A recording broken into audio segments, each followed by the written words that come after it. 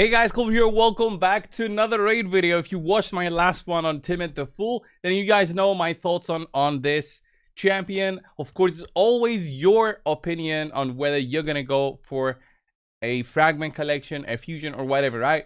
Don't always blindly follow content creators. That's what I'm gonna say. But watch their videos and make your own opinion based on the resources that you have and your spending habits. Obviously, if you're free to play, you gotta be more tight with all your resources. Timit the Fool. The selling point, as I said in my last video, I'll just cover it very quickly, was his A2 being a removal of Stone Skin as a potential there. He can reduce buffs by 3 turns. Protected buffs cannot be removed. Stone Skin has a 50-50 already, whether it's going to be removed or not. He's also Force Affinity, so if he's fighting something like a Spirit Affinity hero, there might be a weak hit there on the initial hit, and that will of course deny him from being able to reduce the Stone Skin even regardless of the 50-50, right? So that's another negative about this hero, this champion that we have already featured as a Halloween fusion for 2023, right?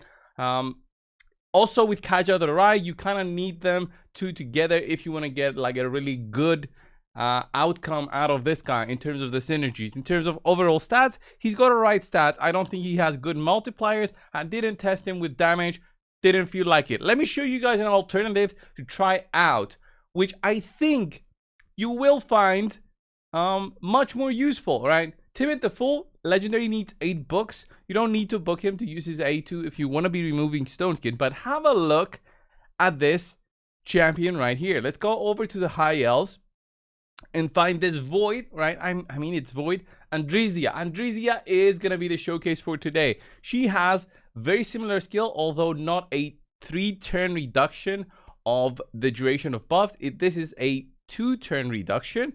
It is weaker, I do understand it, guys, but she is defensive based as well. She doesn't attack, she's Void, so there's no affinity issues, and Stone Skin will always be 2 turns duration, right? I think even with 9 items of Stone Skin on a champion, Stone Skin is not affected. I think the extra 3 Stone Skin pieces only give you more power to the shield that you have, if I remember correctly. I can quickly check in just a second. But here she is. She has a very similar skill with a 3-turn cooldown, all right, comparing it to what Timit, I think Timit's 4 turns cooldown on his skill. Yeah, it goes to 4 turns with 2 books, so that kind of sucks. And she is an epic, so having an epic, comparing it to a legendary, of course there's some benefits, some negatives. The benefits are on the legendaries that if you ever get an awakening, the legendary awakenings are strongest, such as the polymorph one or even the brimstone one can help you with some PvE content, while the epics and rares don't have such strong awakening, especially supports. Damage dealers can use cruelty and crushing rend, I think is the 2 names of the damage dealing epic blessings. But Andrizia has this A3. She also has this A2, which is a very unique stun that can go for 2-turn duration if the target has no active buffs. 2-turn duration stun, very strong. And an A1 that could do a crit damage, reduce crit damage debuff. And also look at this passive right here. At the start of each turn, places a 50% ally protection buff for 2 turns on the ally with the lowest max HP. All right, you do not compare this to Necret. Necret applies it on the start of the round. She applies it on the start of her own turn, right? And it's only the ally protection, no shield. There's no shield there. There's a problem with this. If you have her slow enough, if the enemy team is faster, you will not be able to apply that protection to the hero that you want to.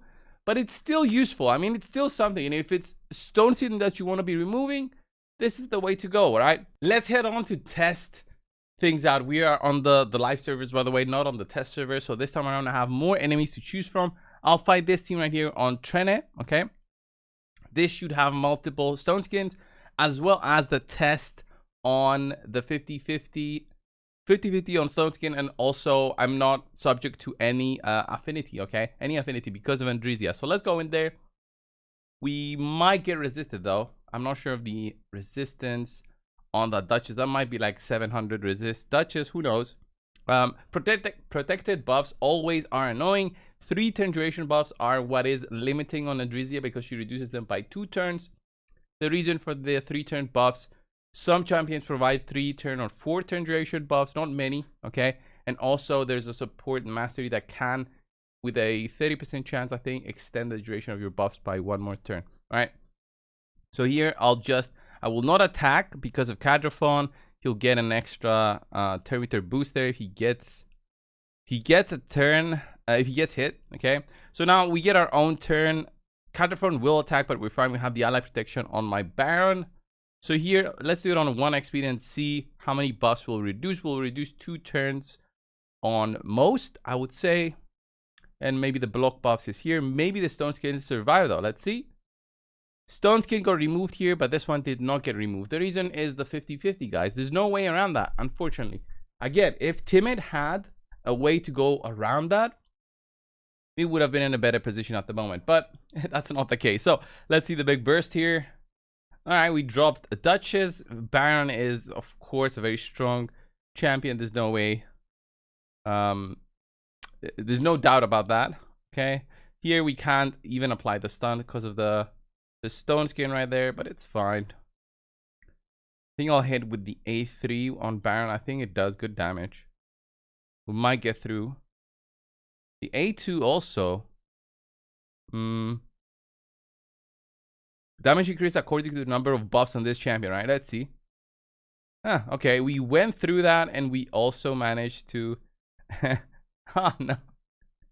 That's the problem with the Mortu, okay? Because I couldn't stun him, alright? Couldn't do this. Now I can. He had a shield buff, that's why his... That's why it didn't go on a 2-turn duration, the stun, but it's completely fine. I think we should be able to get the Mortu, unless he gets like multiple procs on that stupid... there it is. Always happens, always for the video, always. So Stone Skin can remain annoying, guys. Can remain annoying with this kind of stuff. So it's very interesting. Let's see how many. Let's go in again with a different team and test things out and see what kind of different scenarios we can get in. But it's usually what you saw before, right? You wanna see the Stone Skins and you wanna be removing them with Andrizia. If you got like a speed booster, it's much better for your team. Speed lead's much better because Andrizia gets her own turn faster. The faster she gets her turn, the faster the protection lands on your ally that needs the protection, right? Let's see the removal Stone Skin. There it is. Okay, we got resisted there on Mithrala. Kind of expected. Mithrala usually has like a shit ton of resistance. So look at all those buffs regardless there. You need a block buff really to do something, and even if you had it, the Mithrala would have cleansed. All right, so let's see what kind of damage are we looking for. Yeah, good damage coming in from Baron right there, very solid. And Rotos only survived because of his passive, basically right there. If we go against this team, this is just, it has one of the duo Marichka. We'll check it out, but Marichka is so annoying because she also protects I think the protection buff.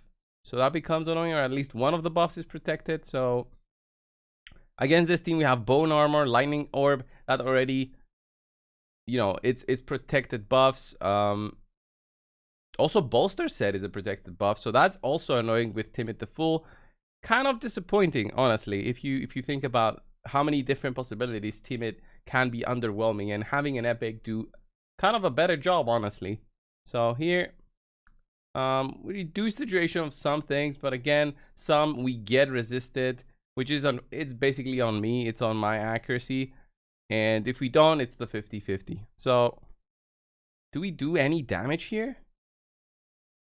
I think not really. I'm just gonna wait it out a little bit, because there we hit the UDK with the big target skill, but Marichka is gonna heal. We have the big target there that is Mortu. We don't want to do an AoE yet because of the Stone Skin. He won't receive any damage. No point doing the A2, that won't stun anybody, so I'm kind of saving that. I have double revive here, so that's pretty cool. And if I had something with increased accuracy, what can I bring in there with increased accuracy? I do have a Lady Kimi I could use here. I have a Yoshi, kind of applies the increased accuracy, can also apply stuff like a let's try and get a kill. Stuff like True Fear, increased accuracy, I think Yoshi has, increased attack. very strong skill set. So boom, 2-turn duration there on Mariska. That is beautiful, cannot be removed. There's no cleanser here in the team. Just want to see if my Andresia is gonna have her skill again. It's a 3-turn cooldown, so oh, there it is. All right, that's just in time. Reduce the duration of some of the buffs, not everything can be removed. There's my Baron. He has increased attack. That's good. That's a plus, and we go for the kill. And Mariska does the revive. Ooh, why didn't she revive? That is interesting. Why didn't she revive? She's gonna revive now. Probably didn't have. Had it on cooldown. What is happening? Byron is doing his thing. All right. We're not hitting. We're not trying to hit more to there. It's gonna have the revive soon enough, man. What is happening? Why is she not reviving? Maybe like locked out or something. On cooldown. All right, let's see how much the A3 does. Good enough. All right, let's reduce the duration of the buffs. Can we sleep? Yes. Speed up. That's enough control. Let's stun. 2-turn duration stun, and then take him out. All right, I think that's enough of a showcase. I mean, you can use her in PvE as well. The lower cooldowns, the requirement of books on her is just epic books, which are way easier to farm for, much more often found in events and tournaments, I will say. Where's my Andresia? Let me just show you what I had. I had a 4-star awakening on her.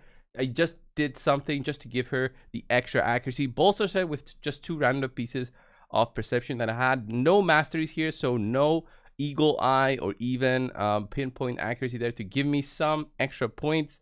And I overall had about 517. Okay, not that crazy, not that, you know, difficult to get. I would say 500 accuracy, but you saw on me getting some resist, so 500 is usually not enough. I would say 650 is where you're having discussions of, you know, being okay with accuracy, but still high end, you won't see these kind of numbers. And Andresia, by the way, was used in the past. It's not like a brand new trick. Andresia was used in the past because of basically this passive right here. This is just an added benefit and a comparison to Timit, by the way, for the video today. Anyway, thank you guys for watching the video. If you found it helpful, if you see that you have Andresia and you can compare her to Timit, and that made you maybe change your mind, maybe one way or the other, yeah, leave a like down below and comment. Thank you all. I'll see you in the next one. See ya.